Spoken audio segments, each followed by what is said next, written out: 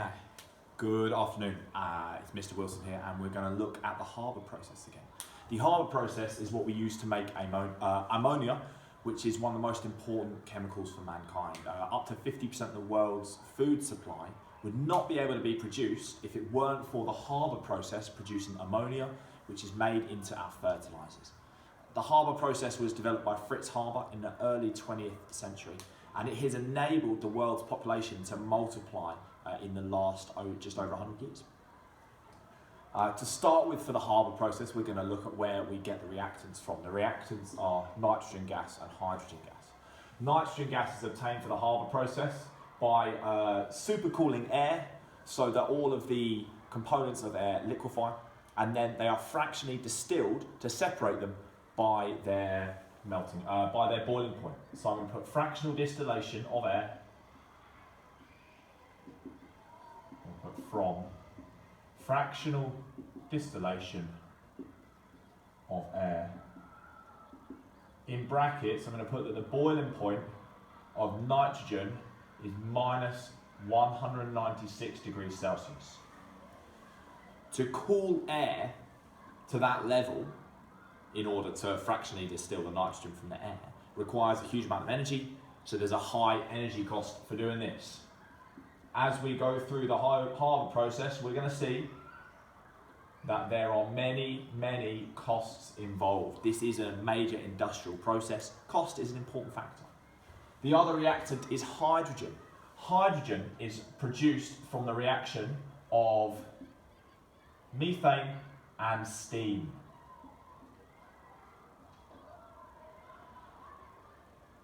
This is done at a high temperature with a nickel oxide catalyst. Because of the high temperature, this has a high energy cost. More importantly, methane is a fossil fuel. Fossil fuels are scarce, so this is very expensive as well. Methane in particular, I'm going to put high cost. So we use very expensive reactants for the Haber process. The Haber process is reversible. That's what this arrow here means. It's showing forwards and backwards.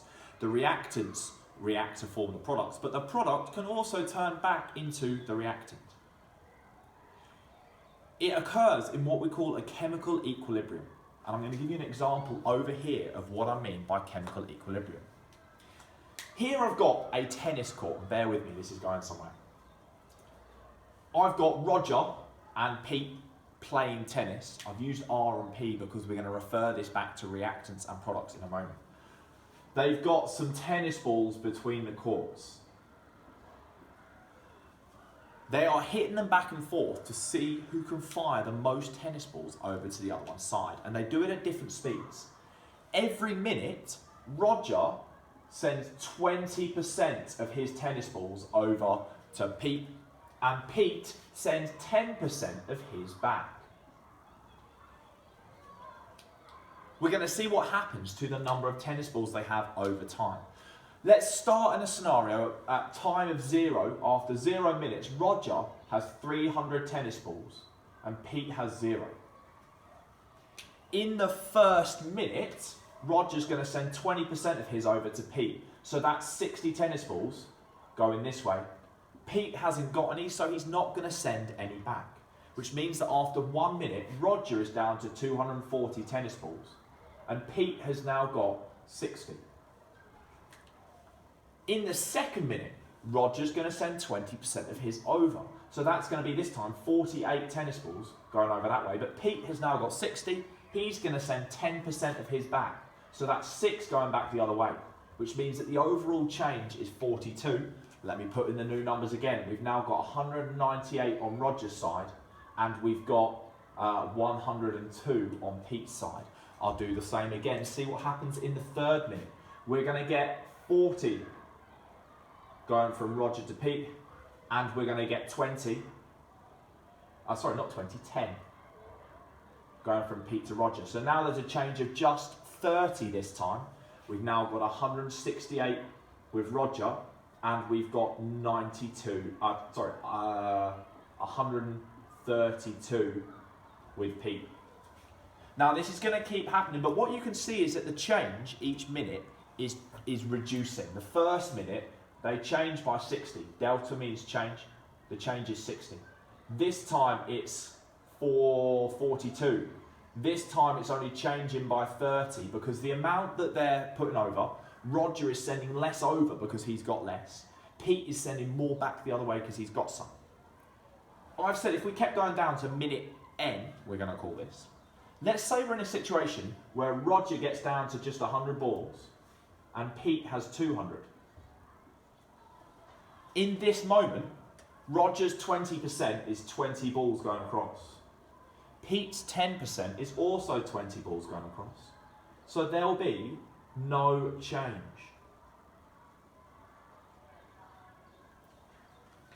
This happens because the amount that they throw over is not the same every time. It's a percentage of how many they've got, which means that eventually we reach an equilibrium like this, where the same are going in both directions. If Roger were to have a few more, he'd throw more across this way and we would return to this point of equilibrium. If Pete were to have a few more, he'd throw more across to Roger and we would return to that equilibrium point. So now let's think of Roger and Pete as reactants and products. The rate of a reaction, which is how many moles of the reaction is happening each second, depends on how much there is of the reactants. So the less nitrogen and hydrogen we have, the slower the reaction goes. The more ammonia we have, the faster it turns back into nitrogen and hydrogen, which means that when we combine the nitrogen and hydrogen, they eventually come to an equilibrium. And this is what we're going to consider next about the Haber process. It operates at an equilibrium. We can change this equilibrium by changing the conditions of the reaction. So what I'm going to write down something called Le Chatelier's principle. Le Chatelier was a French chemist.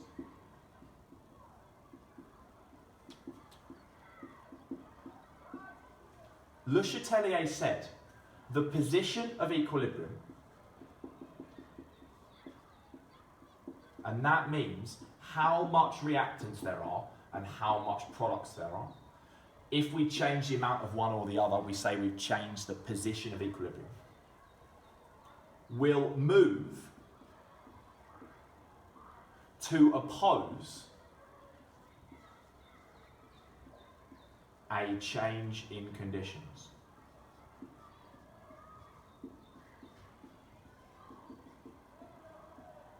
This is super important. What this means is that if I change the conditions, that's the temperature or the pressure of the reaction, the equilibrium will change to try and push against my temperature change. So if I heat it up, it will try and cool it down. If I increase the pressure, it will try and decrease the pressure. Well, how can it do this? This happens because the forward reaction, which is nitrogen and hydrogen becoming ammonia, is firstly exothermic.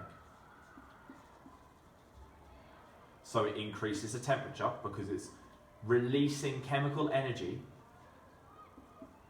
from the reactants. So, and again, I'll put in that this means that the enthalpy change delta H is negative. So the forward reaction is exothermic, it will increase the temperature.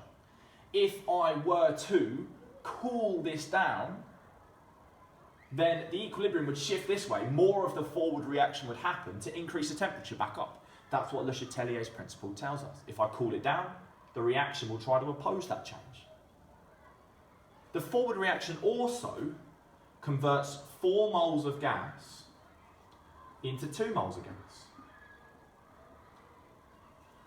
1, 2, 3, 4 moles of gas in the reactants, 1, 2 moles of gas in the products.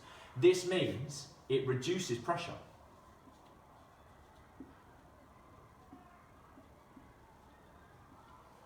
So if I increase the pressure of the reactants, the equilibrium will shift to the right to try and reduce the pressure again. It will oppose my change.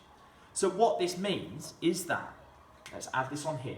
If I increase the pressure, I'm going to put increase P, and if I decrease the temperature, both will mean I get a better yield. I will produce more of my product because the equilibrium moves this way, so more of the reactants will turn into the product. So this sounds brilliant. I've worked out how to get a really good yield to make loads and loads of my useful product. All I need to do is increase the pressure and decrease the temperature. But it's not quite that simple. If I increase the pressure, this gets very expensive. It's a high energy cost.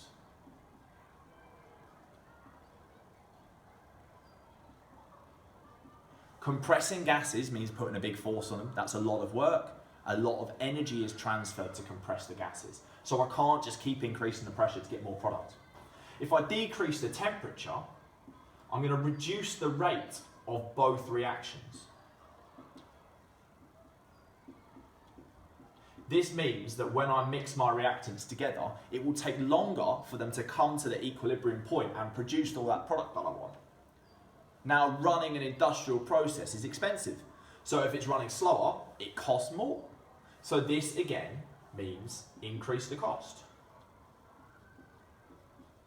So I have to run this at a compromise. I want the pressure high enough to give me a really good yield of product without costing too much. I want the temperature low enough to keep my yield high, but without going so low that my rate is really low and it costs me a lot to do the production. So the compromise conditions for the Haber process, we run at 200 atmospheres of pressure. That is 200 times the pressure, the air pressure at ground level. And we run at 450 degrees Celsius, which sounds very hot, but on an industrial level, we could run lots of processes much higher if necessary. The final thing that we do to help the rate of the Haber process be nice and quick is we add an iron catalyst. I'm going to put Fe catalyst. The iron catalyst, we know catalysts increase the rate of reaction. It doesn't affect the yield. It doesn't move the equilibrium because it increases the rate of both the forward and backward reaction.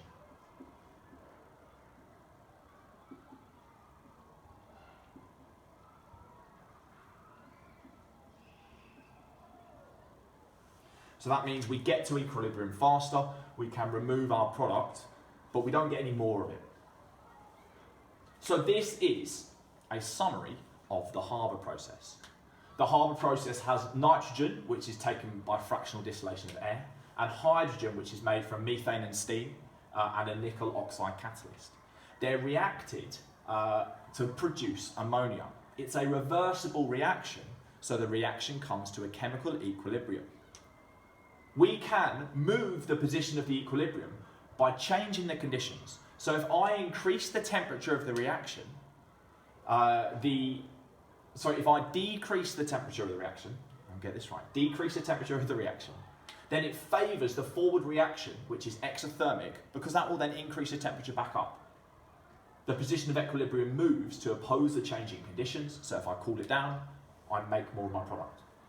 Similarly, if I increase the pressure of the reaction, I also make more product, I get a higher yield, because the position of equilibrium is moving to oppose that change in pressure by decreasing the numbers of gas, reduce the pressure back down.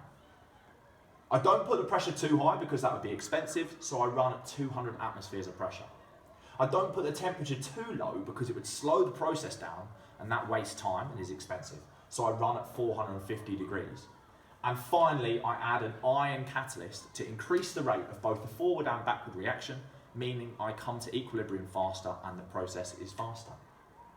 I hope that was useful. If you have any questions, please send them to me.